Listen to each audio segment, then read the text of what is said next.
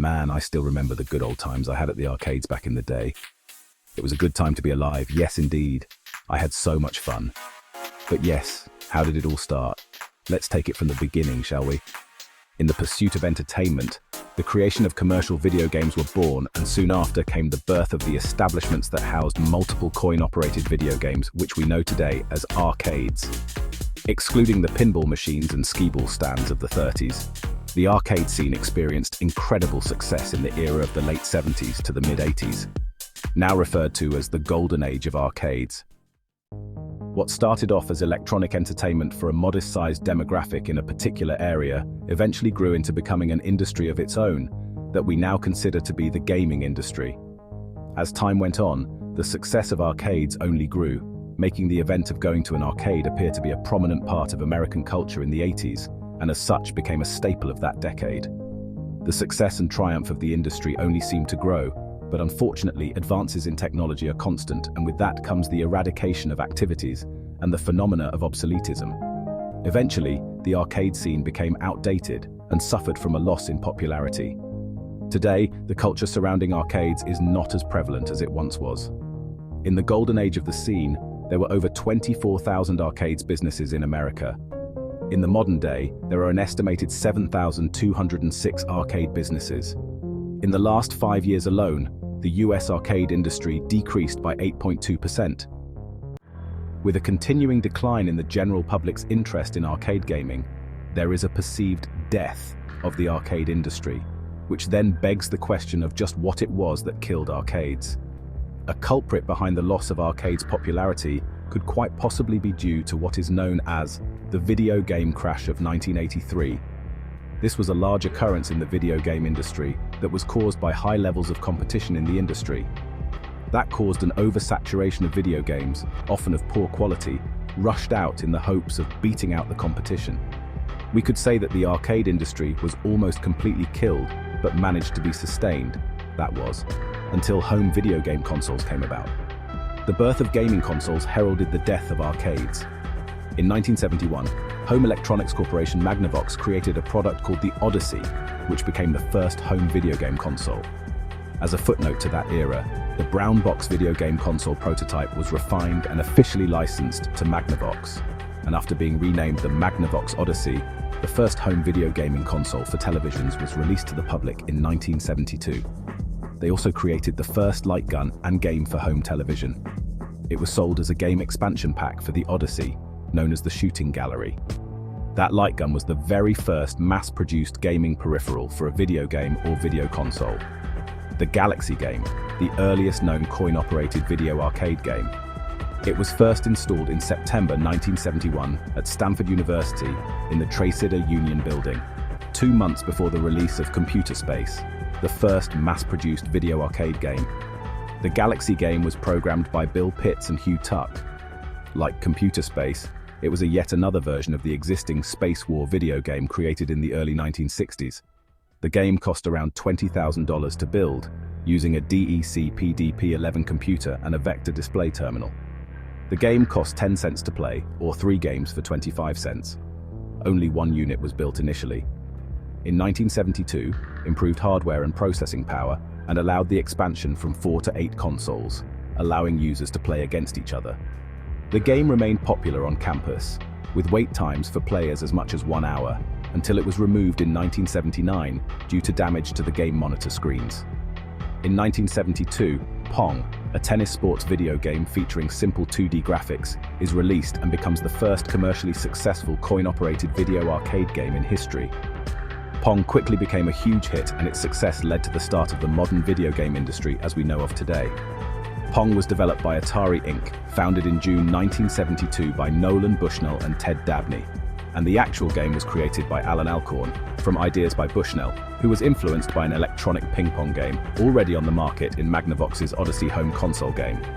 Alcorn had no experience creating video games, but because of his experience with electrical engineering and computer science, he was asked by Bushnell to create a simple video game with 1 moving spot, 2 paddles and digits for scorekeeping as a training exercise to warm up to designing future video games.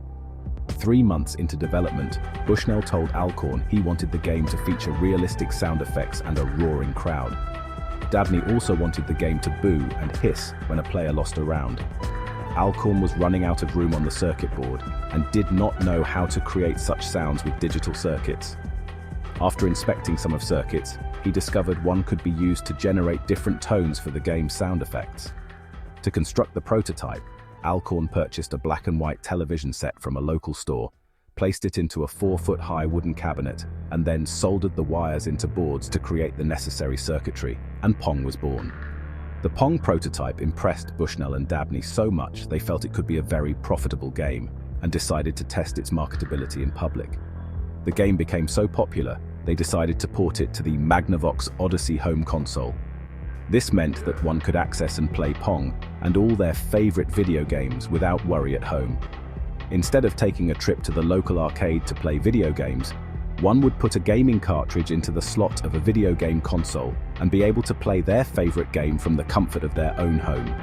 From there, the plug-and-play gaming systems became outdated and the industry revamped itself, making consoles more portable and of better quality, which led to the results of widely known gaming systems as old as the Nintendo Game Boy up to the current Nintendo Switch, PlayStation 5, Steam Deck, Xbox Series X and S, and so on. The release of Pac-Man, aka Pac-Man or Puck-Man, by Namco Japan in 1980 and Bally Midway in the US was so successful and caused such a sensation that the game entered into mainstream popular culture and created what is now referred to as Pac-Mania. Puck-Man was developed over an 18-month period, beginning in April of 1979, primarily by a young Namco employee, Toru Iwatani, employing a 9-man team. The original game title was pronounced Pac-Man, a contraction of Paku Paku, which describes the sound of mouth movement when widely opened and closed rapidly. Although it is often cited that the character's shape was inspired by a pizza missing a slice, Iwatani admitted that it was really a half-truth, and the character design also came from simplifying and rounding out the Japanese character for mouth, kuchi, as well as the basic concept of eating. Iwatani's efforts to appeal to a wider audience beyond the typical demographics of teenagers eventually led him to add elements of a maze. When Puck-Man was first launched in Japan by Namco in 1980, it received a lukewarm response. But the following year, the game was picked up for US market by Bally Midway under the altered title Pac-Man.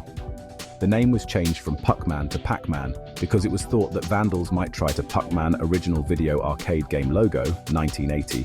Namco changed the letter P in Puck to an F, forming a common expletive. However, Puck-Man machines can still be found throughout Europe today. Midway also decided to redesign the cabinet's artwork, as the Namco artwork for Puck-Man was deemed more costly to produce. Immensely popular in the US, from its original release to the present day, Pac-Man is universally considered as one of the classics of the video game medium, and virtually synonymous with video games, and an important icon of the 1980s pop culture. Pac-Man became a truly global social phenomenon that also inspired an animated television series and a top 10 hit single. And Pac-Man, along with other popular video arcade games from the golden era, are often cited as an identifying cultural experience of both Generation X and late-born baby boomers alike. And Pac-Man is the only video arcade game from the era that is still in production today. Towards the end of the golden era of video arcade games, national arcade chains emerged such as Chuck E. Cheese's, Dave & Buster's, and other similar entertainment center concepts that combined a traditional restaurant and/or bar environment with arcade games and helped establish the rapidly growing family entertainment center and the digital out-of-home entertainment industry. The Sony PlayStation and Sega Dreamcast releases became a massive obstacle for the arcade era. There was no longer a need to go to an arcade. A friend's house with a console replaced it as the spot for after-school hangouts. Fast forward to the late 90s and early 2000s.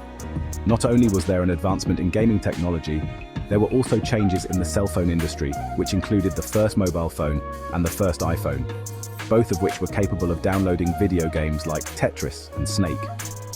Arcades were no longer on every block, and beloved arcade games were turned into apps for cell phones or discs or downloadable content that you could access from home, bringing the expansive catalogue of an arcade to the palm of your hand, causing hundreds upon thousands of arcades in the US to shut down, contributing to the demise of the arcade industry. Thanks for watching our Arcade Glory Days video. Hope you enjoyed it. Have you ever been to the arcades before? What were your favorite arcade games back then? Let us know in the comments section below. Thanks for watching, and I'll see you next time.